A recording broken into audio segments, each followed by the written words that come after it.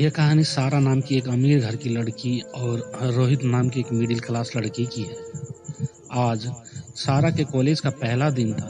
वो अपने कॉलेज के पहले दिन को लेकर इतनी खुश थी कि वो क्लास शुरू होने से 1 घंटे पहले कॉलेज पहुंच गई थी।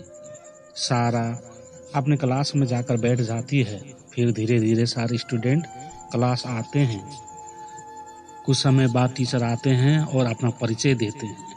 तभी दरवाजे से रोहित की आवाज़ आती है, सर क्या मैं अंदर आ सकता हूँ? टीचर कहते हैं, यस कम इन।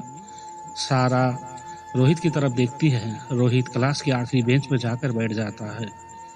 थोड़ी देर बाद टीचर सभी स्टूडेंट्स से कहते हैं कि 2 दिनों के बाद आप लोगों का फ्रेशर पार्टी होगा।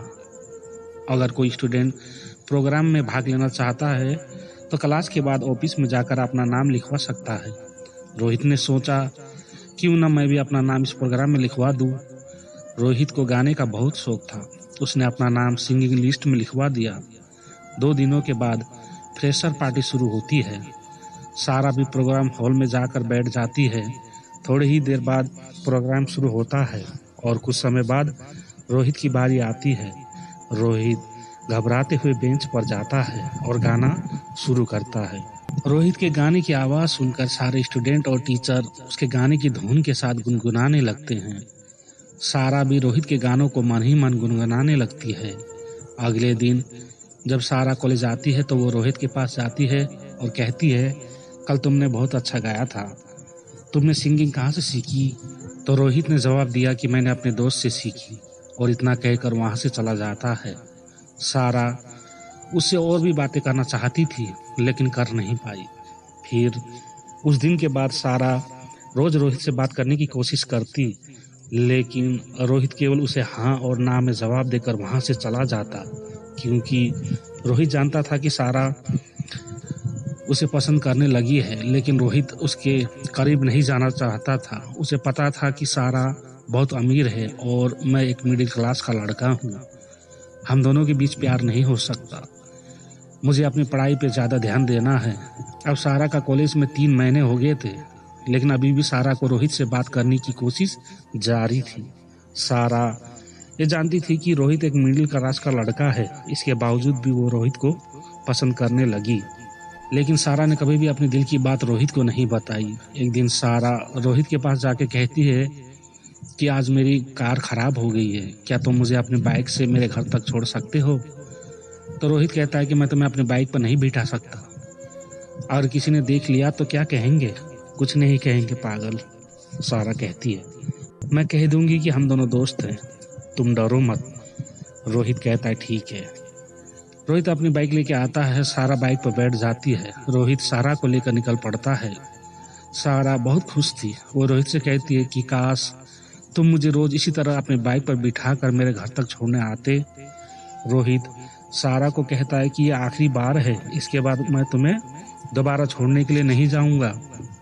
कॉलेज के अगले दिन सारा फिर से वही बहाना बनाती है और रोहित से कहती है कि मेरी कार फिर से खराब हो गई है, क्या तुम मुझे घर तक छोड़ सकते हो?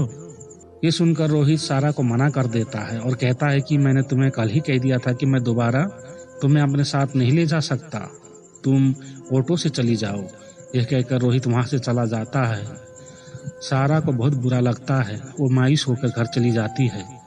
अगले दिन जब रोहित कॉलेज आता है तो उसे कॉलेज में सारा दिखाई नहीं देती। 5 दिन बीत जाते हैं लेकिन सारा कॉलेज नहीं आती। रोहित सोचने लगता है कि शायद मैंने उसे उस दिन सारा को मना कर दिया, इसलिए वो नाराज होकर कॉलेज नहीं आ रही है। देखते ही देखते लगभग 2 सप्ताह से ज़्यादा हो गया।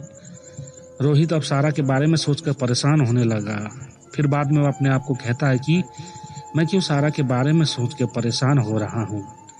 लेकिन सच तो ये था कि रोहित को भी सारा से प्यार होने लगा था।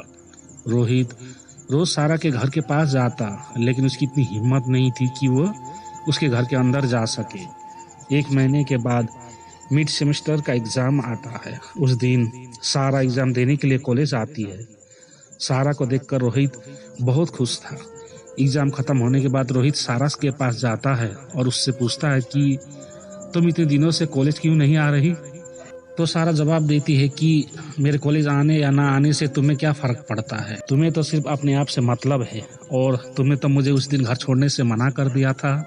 रोहित, हाँ उस दिन मुझसे गलती हो गई, उसके लिए मैं तुमसे माफ़ी मांगता हूँ, प्लीज़ मुझे माफ़ कर दो। सारा कहती है कि तुम्हें नहीं पता, लेकिन मैं तुम्हें पसंद करने लगी थी। पता नहीं क्यों तुमसे बातें करना, तुम्हारे साथ रहना मुझे अच्छा लगने लगा था, लेकिन तुम मेरी फीलिंग्स को समझती ही नहीं। ये सब सुनकर रोहित मुस्कुराते हुए कहता है कि कौन कहता है कि मैं तुम्हारी फीलिंग्स को नहीं समझता, पागल, मैं भी तुम्हें चाहता हूँ, तुम मुझे बहुत पसंद हो, लेकिन कभी मेरी इतनी हिम्मत नहीं हुई कि तुम्हें बता सकूं। सारा कहती है तुम सच बोल रहे हो? रोहित जवाब देता है मैं अपनी कसम खा के बोल रहा हूँ, मुझे भी तुमसे प्यार हो गया है। उस दिन के बाद सारा और रोहित एक हो गए और प्यार के सफ़र में दोनों साथ चलने लगे। कॉलेज की पढ़ाई पूरी होने के बाद रोहित और सारा दोनों ने एक दूसरे से शादी कर ली और हमेशा के लिए प्यार के बंधन में बंध गए।